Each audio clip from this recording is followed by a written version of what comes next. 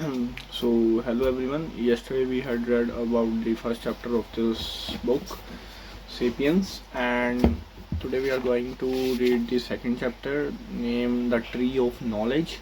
And it starts with first page of this chapter. Author tries to tell us that Neanderthals who were living in the Middle East and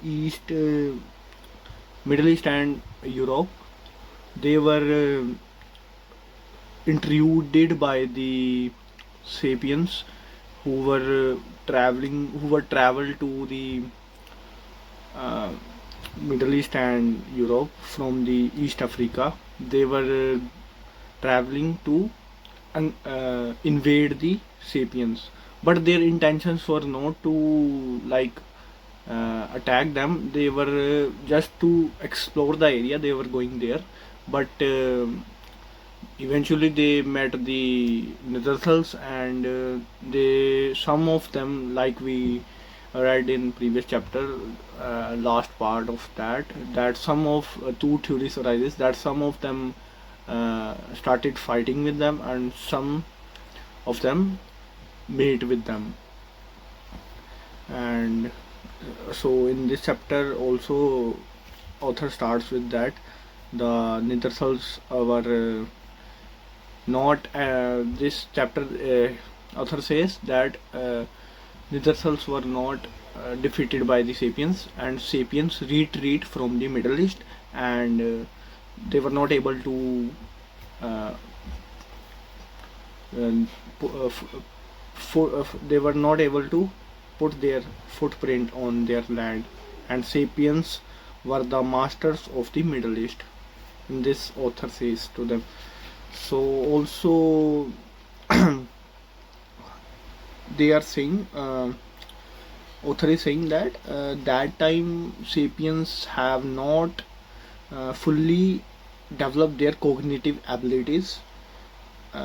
He's saying that because they got defeated by the Neanderthals, and he's saying that they had not developed their cognitive abilities of learning, remembering, communicating. So he's saying that if we met with, if hypothetical example he's giving, that if we met with any ancient ancestor sapiens of our ancestor, we of this era, 1 lakh year ago, yeah, of this era, we can't communicate with that home sapien, uh, or we can't uh, understand his language, and we can't make him understand our language, and also he can't develop he had not developed its abilities of remembering and communicating. So in first page this was the words of author, and in second page he is saying that, like he's saying that 70,000 years ago,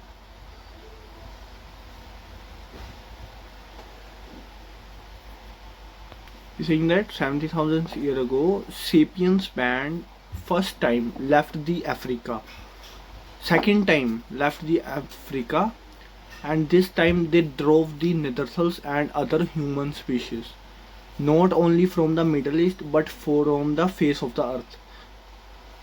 He's saying that now sapiens started spreading all over the globe, and they landed the Australia about 45,000 years ago. They landed on Australia,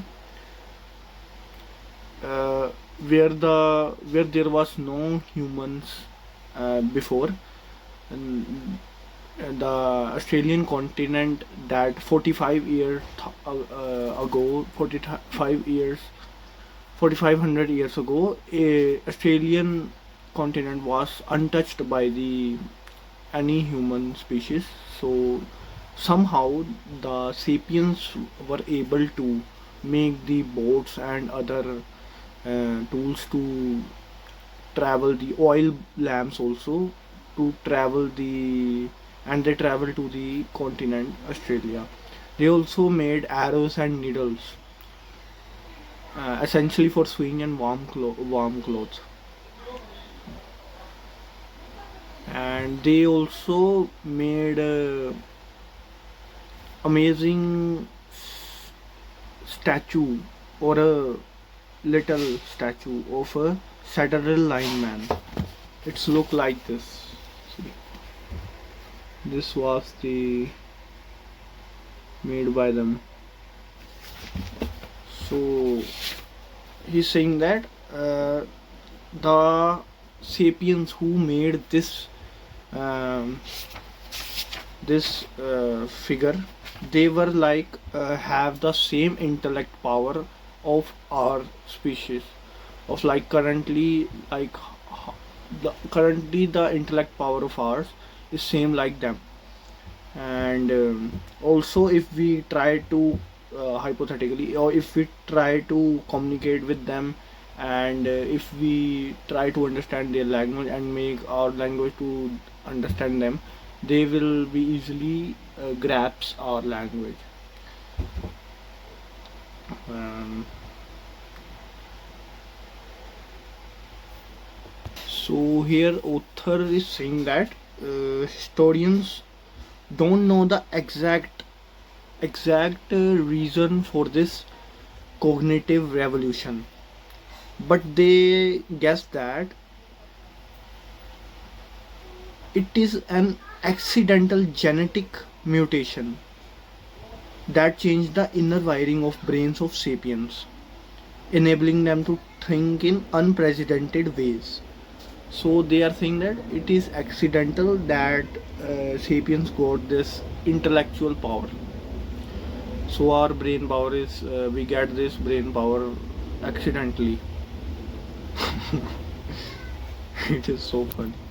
They also saying that why did it occurs only in the sapiens DNA rather than the DNA of Neanderthals, and they are saying that it is a matter of pure chance, and they are not giving any theory to this. They are saying that it is a matter of pure chance, and it is all about accidentally we got this intellectual power. But they are more interested in what were the consequences of this. They are calling it tree of knowledge, and they are saying that they are more like interested in talking about the consequences of this intellectual power that our ancestor got at that time.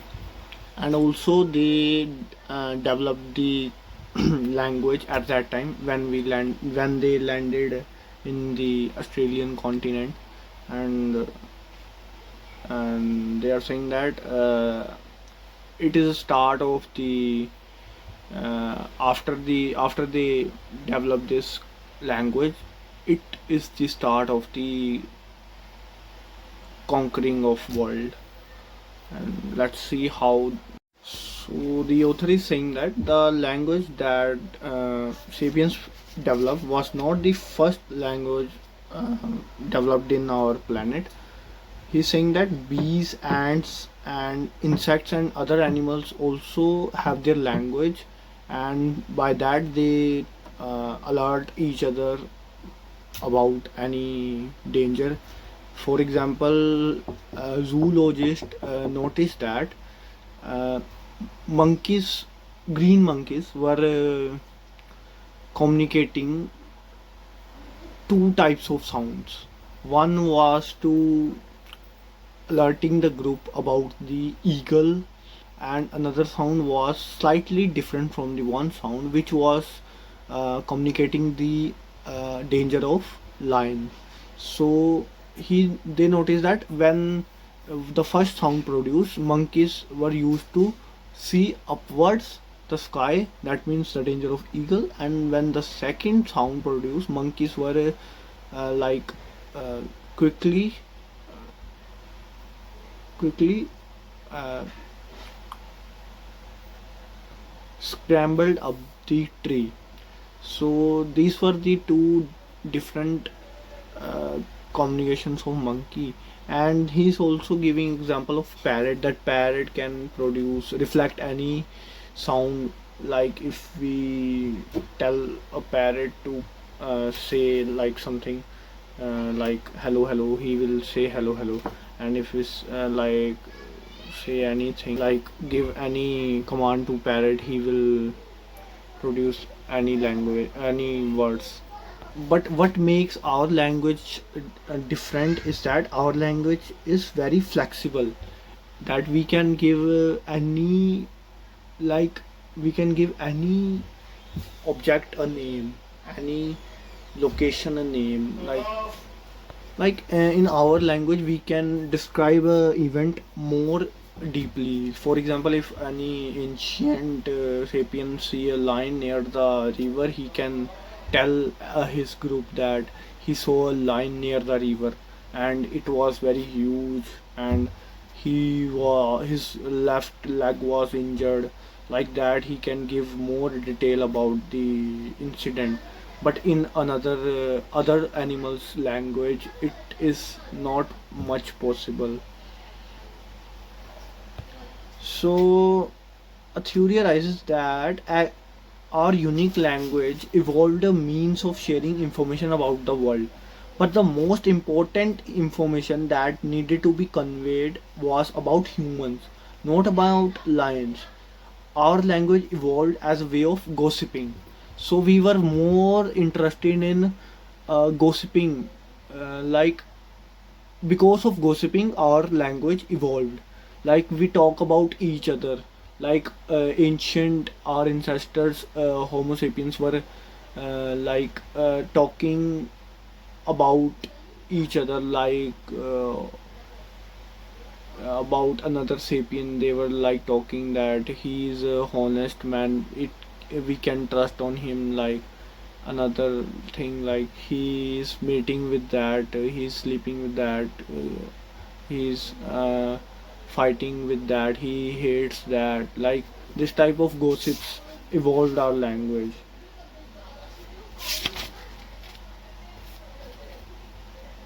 So here author emphasized the gossiping very much. He said that gossips, because of gossiping, our language evolved. And he's also saying that it is a question that goes our we evolve our language for gossiping, because he is saying that we are more often more interested in communicating. Whenever we communicate with each other, are most we are mostly we were talking about another human. Like he gives an example.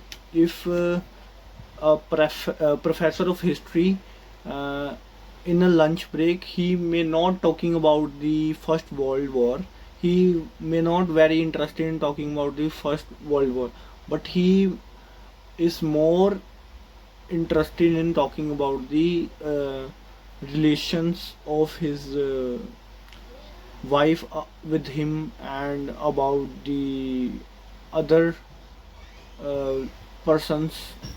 And also he said that even today the vast majority of human communication, whether it is in the form of email, phone calls, or newspaper columns, is gossip. It comes so natural to us that it seems as if our language evolved for this very purpose. So this was the points of author. He also tells that gossip is usually focused on wrongdoings. Like we gossip only when someone has done some wrong with another human. So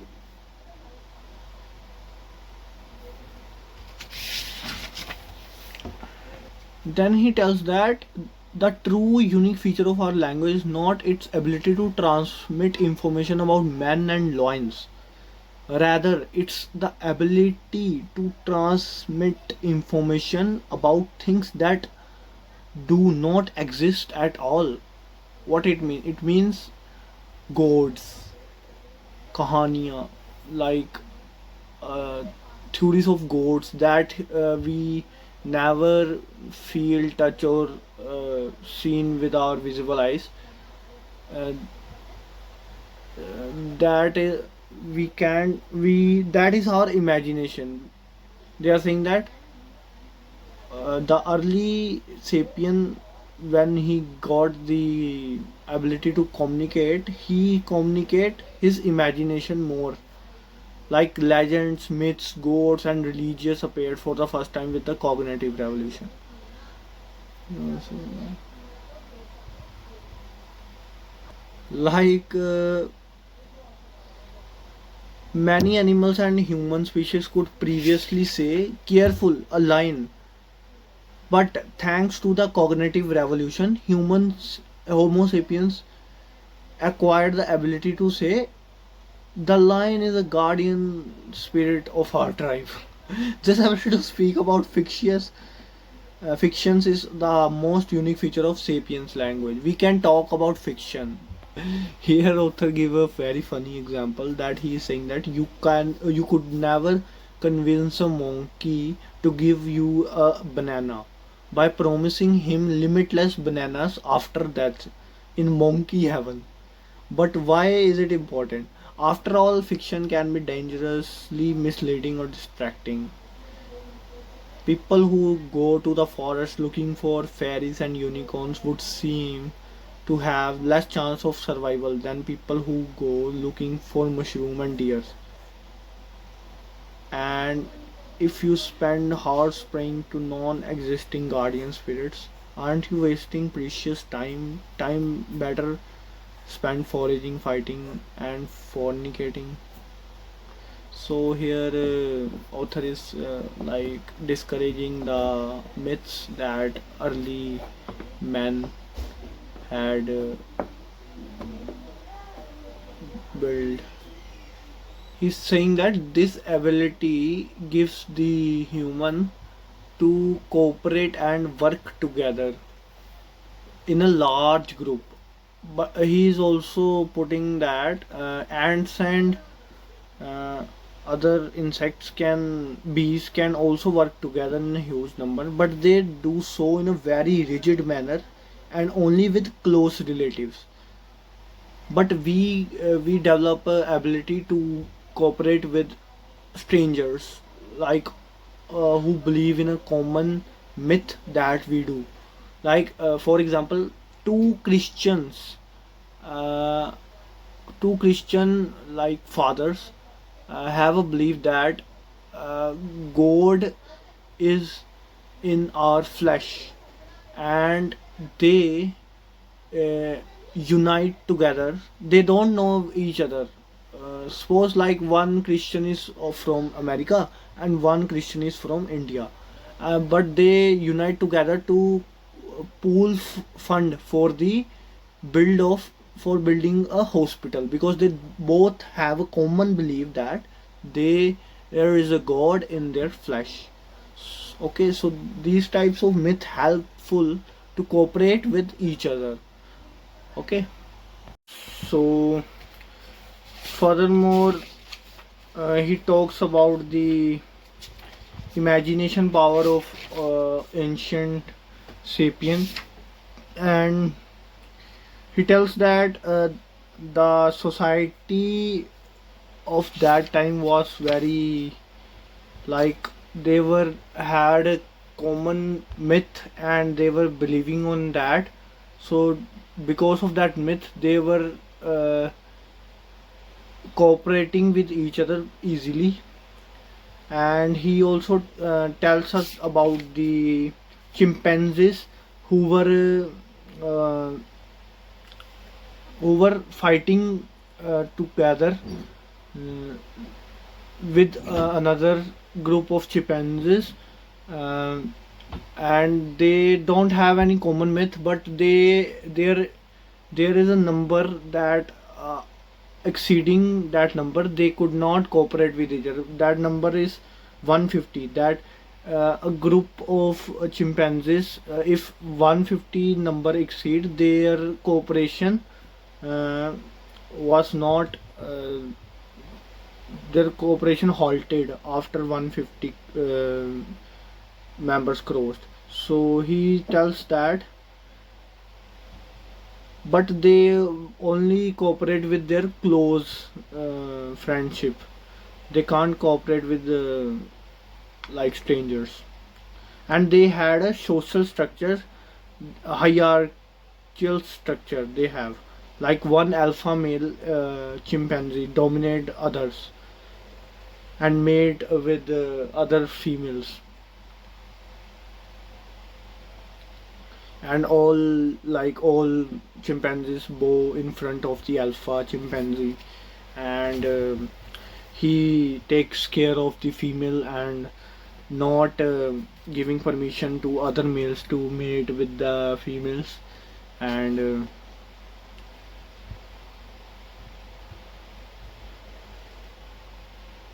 if two individuals fight, he will intervene and stop the violence. Like he is the king, he is alpha male, like in chimpanzees. So, he is also saying that early Homo sapiens were also like chimpanzees. They have a hierarchical like system, and he also said that.